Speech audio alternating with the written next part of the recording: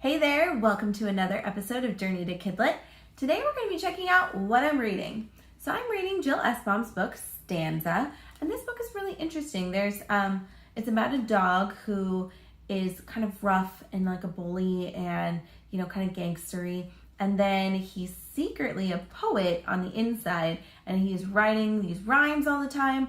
And that's kind of like the problem because he's going to get bullied by his brothers who are helping him do the bullying for being like nerd or feminine or what have you. And so that's what this book's all about. And it's really cool.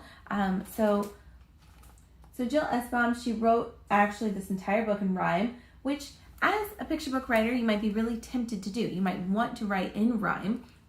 And I will say that yes, it is possible. People love rhyme. People love the beat. They can read really well to it. Kids love it. But the problem is with rhyming picture books is you have to be great at it.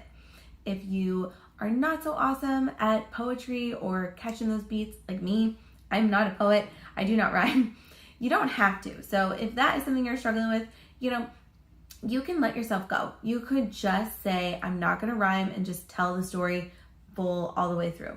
But if you really, really feel compelled to rhyme and that is something that you're really good at, is something that you're really strong at, then I highly recommend you check out Josh Funk because he's an awesome picture book rhymer and he has some resources on his website. We'll link to those.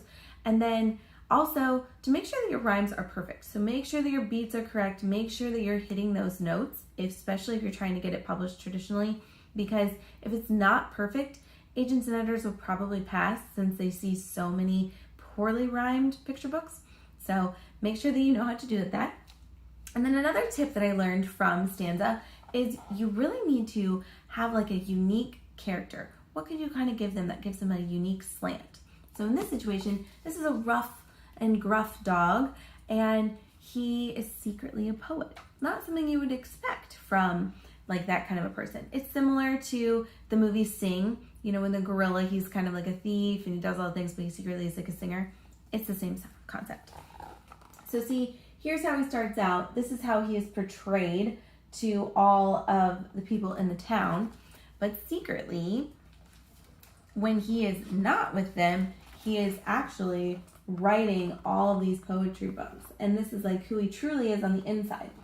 So that's what you should think about as you're writing your own picture books, is how can you make your character a little more unique? How can you avoid some of those stereotypes and really get down to someone who is interesting to read about, someone that you can relate to, something that's unexpected. People love a surprise, especially when it's a twist on something that's common.